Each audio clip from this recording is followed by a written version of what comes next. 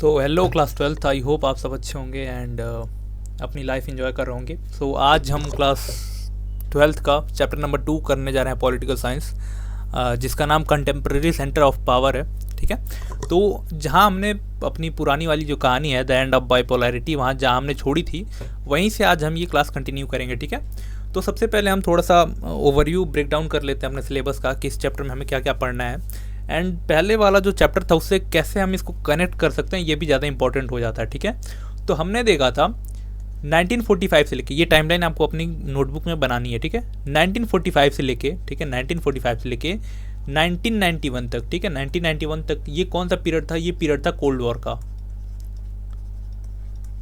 ठीक है, उसके बाद क्या होता है 1991 में, क्या होता है यहाँ पे यूएसएसआर जो होता है, ठीक है, यूएसएसआर डिसइंटीग्रेट हो जाता है।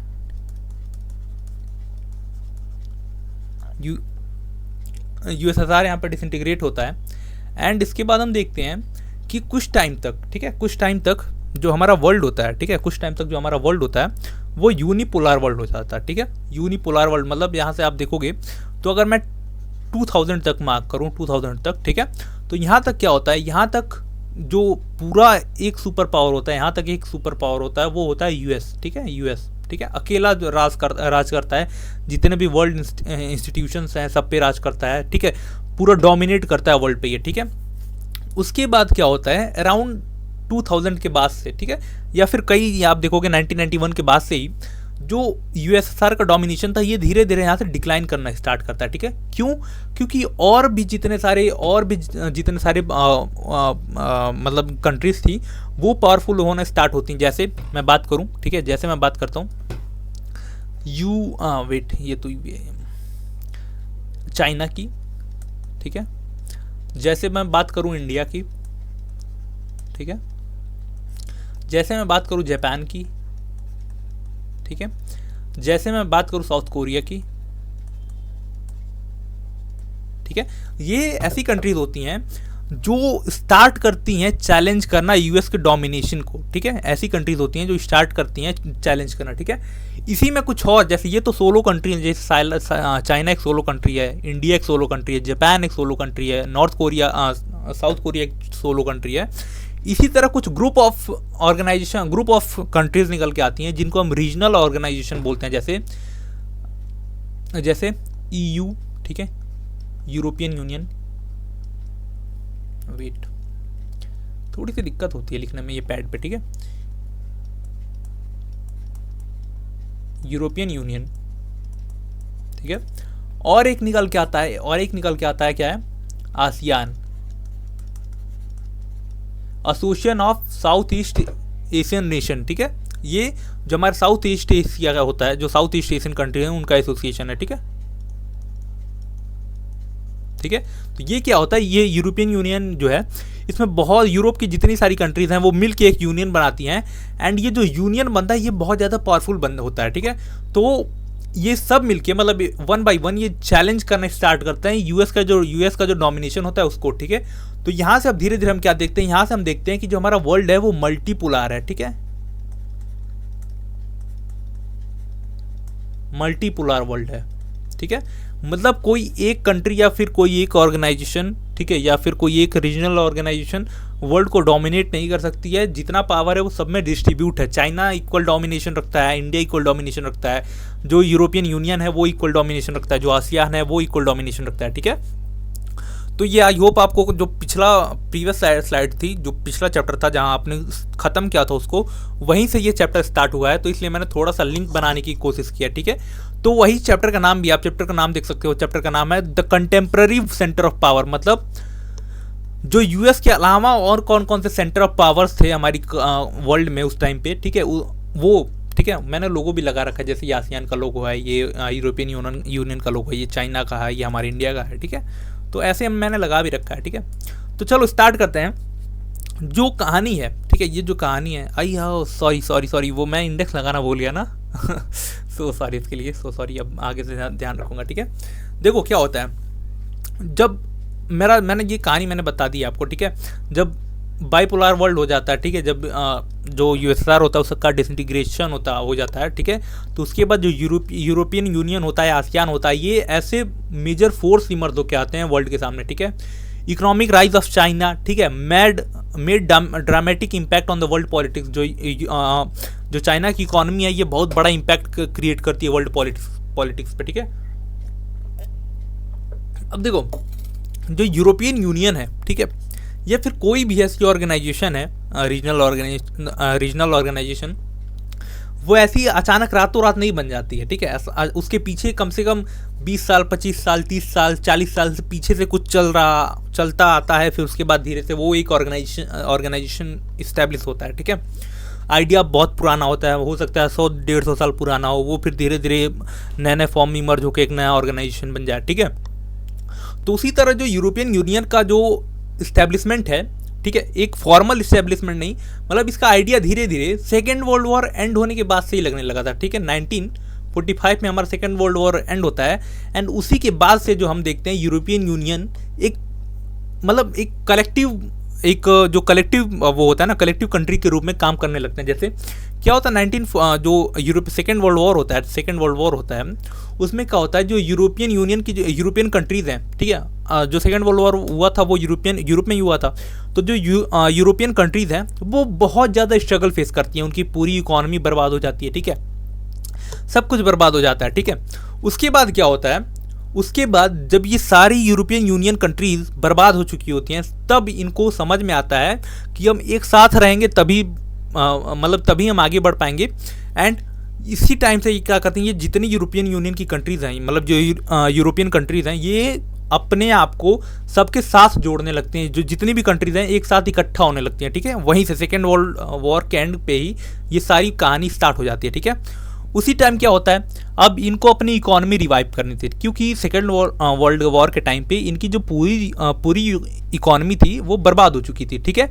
तो इसी के बीच में हमारा निकल के आता है यूएसए, ठीक है। यूएस क्या करता है, America give massive financial plan to revive European economy, ठीक है। अब क्या करता है अमेरिका, क्या करता है, बहुत बड़े लेवल पे इनको पैसे देता है ताकि इनकी जो इकॉनमी है वो रिवाइव हो सके, ठीक है। अब अमेरिका कैसे पैसे देता है, अमेरिका पैसे देता है आईएमएफ के थ्रू, ठीक है, आईएमएफ के थ्रू, ठीक है, वर्ल्ड बैंक के थ्रू, ठीक है। हमने देखा था कि जितने भी ऑर्गेनाइजेशन थे, जितने भी पुरानी वो थे ऑर्गेनाइजेशन थे, वो किसके अंडर में काम कर रहे थे, वो यूएस के अंडर में काम कर रहे थे। तो वो उनके थ्रू बहुत बड़े लेवल पे फाइनेंशियल एड प्रोवाइड करते हैं यूरोपियन यूनियन की कंट्रीज़ को, और इसी को हम क्या बोलते हैं, इसी को मार्शल प्लान बोलते हैं, ठीक है। मार्शल प्लान के अंडर में बहुत बड़े लेवल पे फाइनेंशियल एड दी गई थी यूरोपियन यूनियन की कंट्रीज़ को, ठीक है। उसी टाइम पे क्या होता है, जो अमेरिका है जो अमेरिका है, ये एक सिक्योरिटी ग्रुप क्रिएट करता है जिसका नाम है NATO, North Atlantic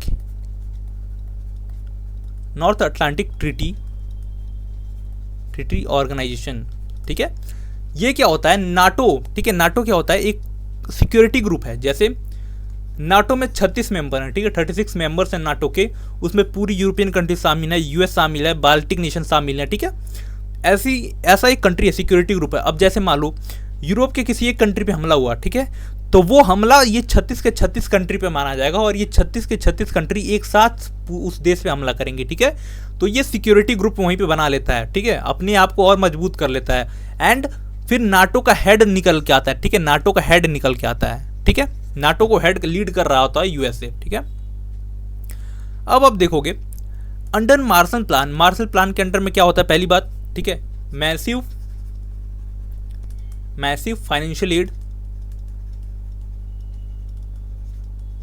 financial aid provide की जाती है, ठीक है। और दूसरा OEEC का इस्टेब्लिशमेंट होता है, organization for European economic corporation, ठीक है। 1948 में इसकी इस्टेब्लिशमेंट होती है। ये किस लिए होता है, नाम से आपको पता चला है, इकोनॉमिक कॉर्पोरेशन के लिए, ठीक है, कि जितने भी यूरोप की कंट्रीज हैं वो एक दूसरे के साथ कोऑपरेट करेंगी, जिससे सबकी इकोनॉमी फ्लरिश करती रहे, ठीक है। Give aid to western countries, become forum where state cooperate on trade, मतलब ये एक फोरम बन जाता है, एक स्टेज बन जाता है जहाँ पे स्टेट एक दूसरे से कोऑपरेट करते हैं ऑन ट्रेड, ठीक है, कि हमें आपके ऊपर कितने सैंक्शन लगाने, हमें आपके ऊपर कितना टैरिफ लगाना, ये सारी बातें होती हैं, ठीक है। फिर क्या होता है 1948 में ही काउंसिल ऑफ यूरोप बना दी जाती है, ठीक है, काउंसिल ऑफ यूरोप बनाई जाती है 1948 में, ठीक है, 1948 में ही, ठीक है, 1948 में ही काउंसिल ऑफ यूरोप बनती है। ये हमने देखा था इकोनॉमिक कॉर्पोरेशन के लिए बनी थी OECC, ठीक है, एंड काउंसिल ऑफ यूरोप बनती है एक पॉलिटिकल कॉर्पोरेशन के लिए, ठीक है। यूरोपियन इकोनॉमिक कम्युनिटी बनती है 1957 में, ठीक है, and this process acquire political power with the creation of European parliament, ठीक है। अब अभी तक क्या था, अभी तक ये छोटे छोटे ऑर्गेनाइजेशन बने थे जिसके थ्रू जितने भी ये कंट्रीज थी, यूरोपियन कंट्रीज, वो एक दूसरे के साथ क्या कर रही थी, बातचीत करके अपने मसले हल किया करती थी। लेकिन ये जो पूरा प्रोसेस है ये तब और ज़्यादा सॉलिडिफाई हो जाता है, ठीक है, सॉलिडिफाई हो जाता है जब यूरोपियन पार्लियामेंट बन जाता है। मतलब अब पूरे यूरोप की जो कंट्रीज हैं सबका एक पार्लियामेंट होगा, यहाँ पे ये बात आ जाती है, ठीक है। इसका ऑब्जेक्टिव क्या होता है यूरोपियन पार्लियामेंट का, ठीक है, इसका ऑब्जेक्टिव ये होता है common foreign and security policies, मतलब जितनी भी कंट्रीज हैं यूरोप की सबका एक फॉरेन पॉलिसी होगा, सबका कॉमन फॉरेन पॉलिसी होगा और सिक्योरिटी पॉलिसी होगा, ठीक है। Cooperation on justice and home affairs, मतलब जस्टिस और होम अफेयर्स के बीच में मतलब कॉपरेशन होगा, मतलब अगर मेरे देश से कोई चोरी करके आपके देश में चला आता है तो आप उसको हमारे हवाले कर दोगे, ठीक है।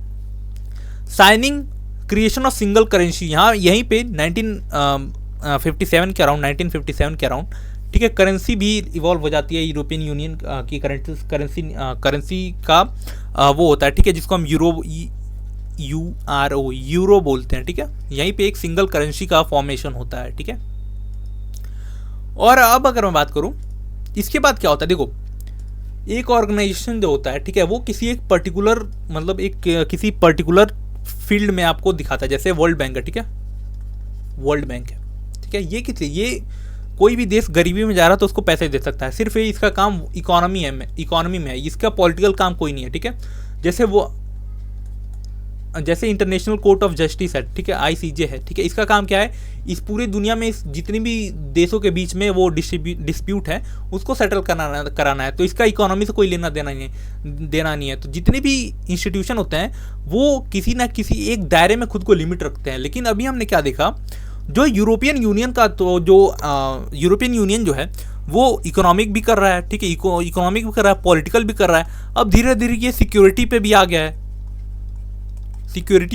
है, कि हमें एक कॉमन सिक्योरिटी रखना चाहिए, हमें कॉमन इंटरनेशनल रिलेशन को मेंटेन करना चाहिए, ठीक है। अब धीरे धीरे क्या होता है, जो यूरोपियन यूनियन होता है act as a political union. अब ये पॉलिटिकल यूनियन बन गया है, इसके पास इसकी पार्लियामेंट है, इसके पास इसका सिंगल करेंसी है, ठीक है, सब जितने भी कंट्रीज हैं सबका एक कॉमन फॉरेन रिलेशन है, ठीक है।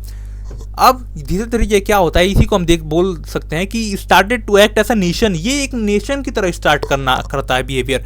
ये कोई ऑर्गेनाइजेशन नहीं, ये एक नेशन की तरह बात कर रहा है, ठीक है। इसके पास इसका करेंसी है, ठीक है, जैसे किसी कंट्री के पास होता है, इसके पास इसकी फॉरेन वो है, ठीक है, international relation, common international relation है, इसका खुद का पार्लियामेंट भी है भाई, इसके खुद की इकोनॉमिक कॉर्पोरेशन भी है, इसका पॉलिटिकल कॉर्पोरेशन भी है, ठीक है। बट कुछ चीज़ों में ये फेल कर जाता है, जैसे attempt to have a constitution for EU, ठीक है, मतलब इसका कोई कॉन्स्टिट्यूशन नहीं है, कॉन्स्टिट्यूशन बनाने का प्रयास किया गया बट वो फेल है, ठीक है। इसका अपना कोई फ्लैग नहीं है, ठीक है, ना एंथम है ना करेंसी तो है, ये बात ठीक है, करेंसी है, ऑन फ्लैग भी है, सॉरी ये सारी बातें हैं, ठीक है, ऑन फ्लैग है, एंथम है एंड करेंसी, ये तीनों बातें हैं, ठीक है। एंथम आई होप नहीं है शायद, ठीक है, ये आप देख लेना एक बार, चेक करो, ठीक है, ये नहीं है, मैं एक बार मैं चेक करता हूँ इसको, ठीक है, आपके सामने ही चेक कर लेता हूँ मैं।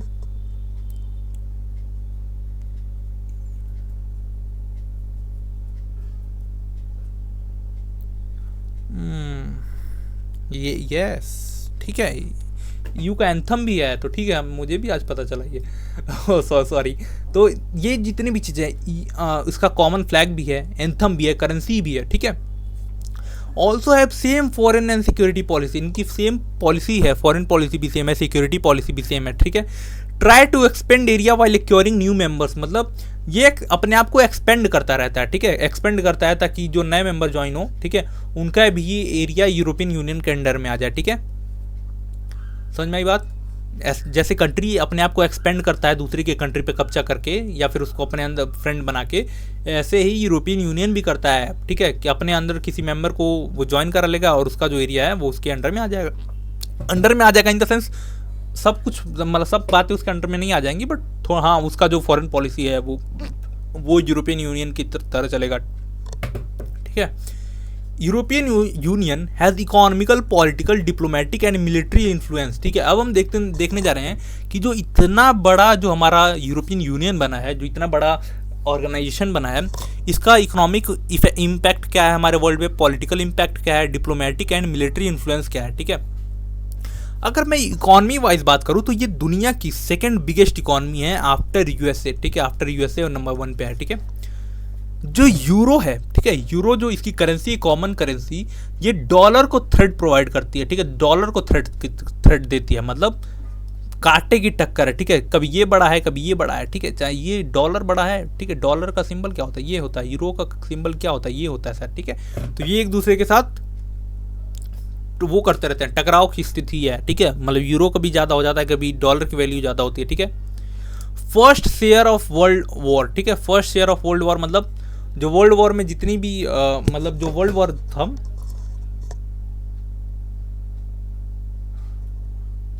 अरे यार ये गलत लिखा हुआ है, वेट, ये थोड़ा सा वो प्रिंटिंग मिस्टेक है, ठीक है, प्रिंटिंग इन द सेंस मतलब जो पीपीटी बना, ठीक है।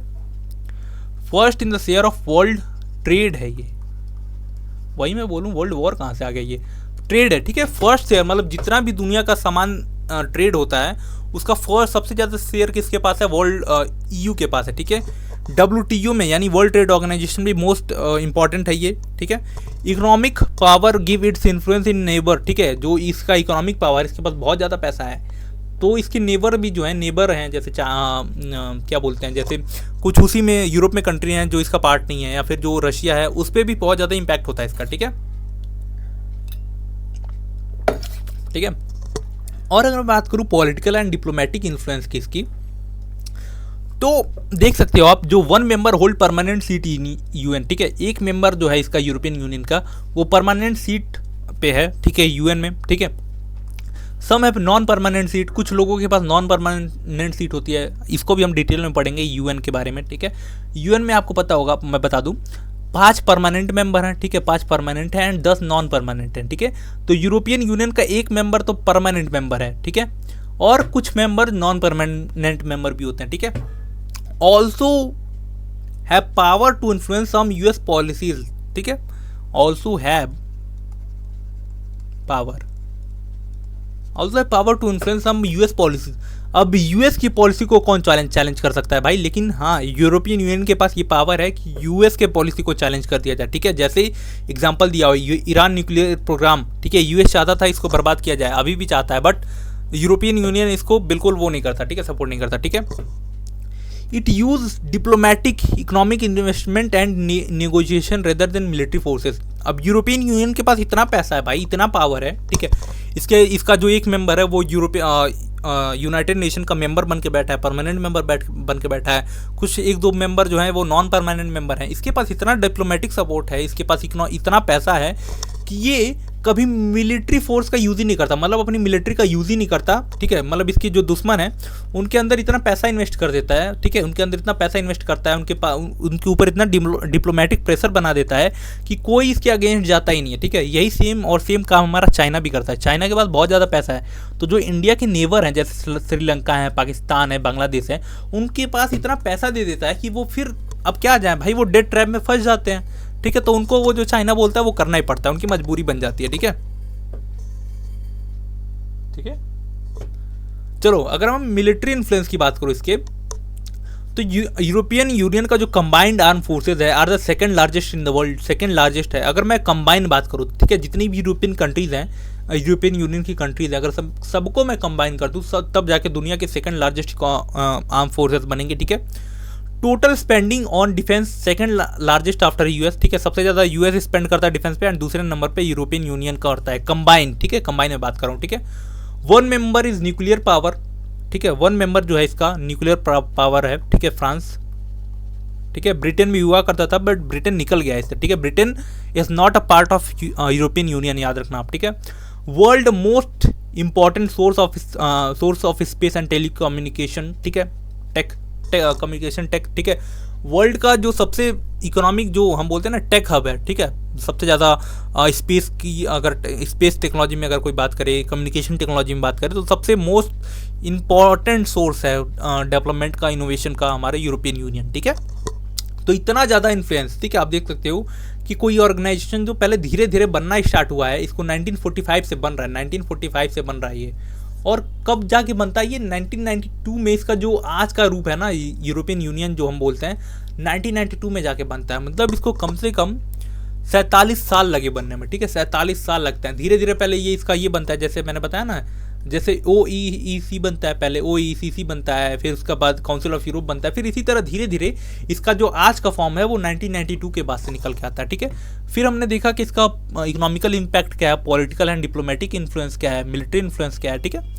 उसके बाद हम देखते हैं चैलेंजेस क्या है, ठीक है, चैलेंजेस क्या क्या है।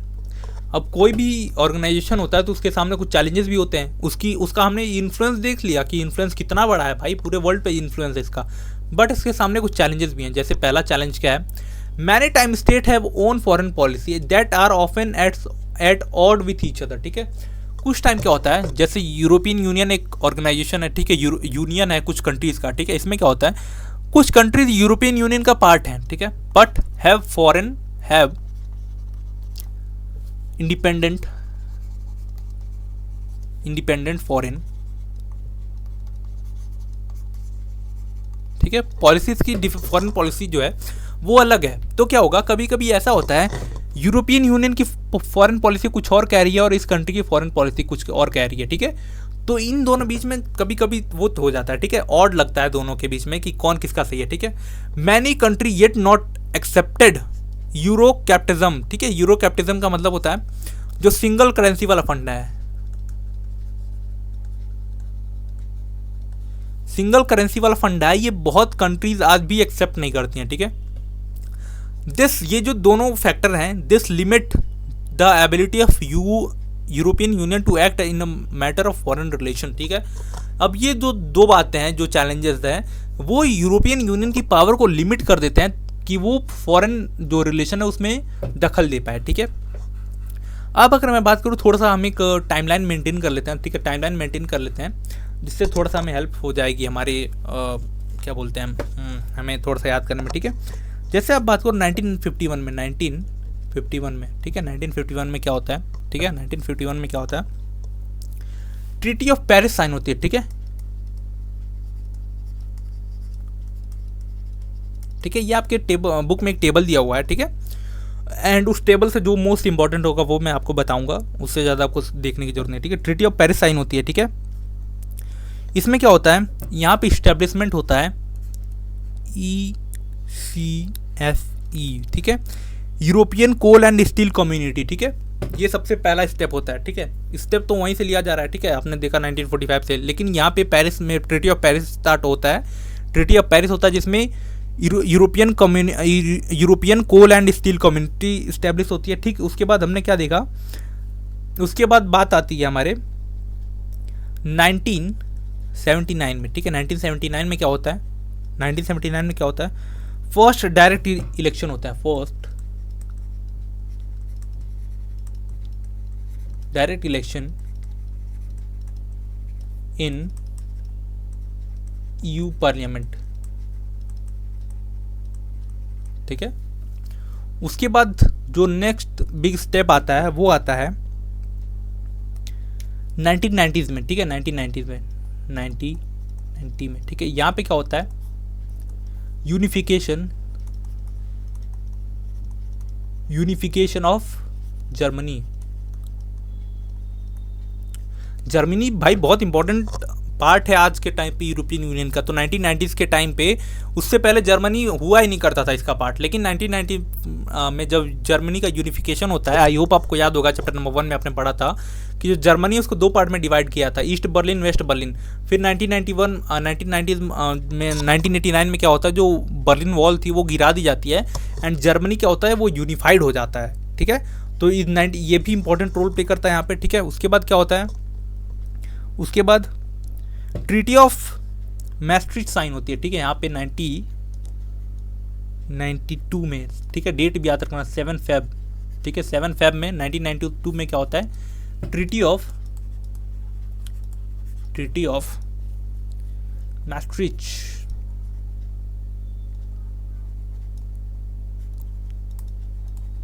मैस्ट्रिच साइन होती है, ठीक है। इसमें क्या होता है, इस्टेब्लिशमेंट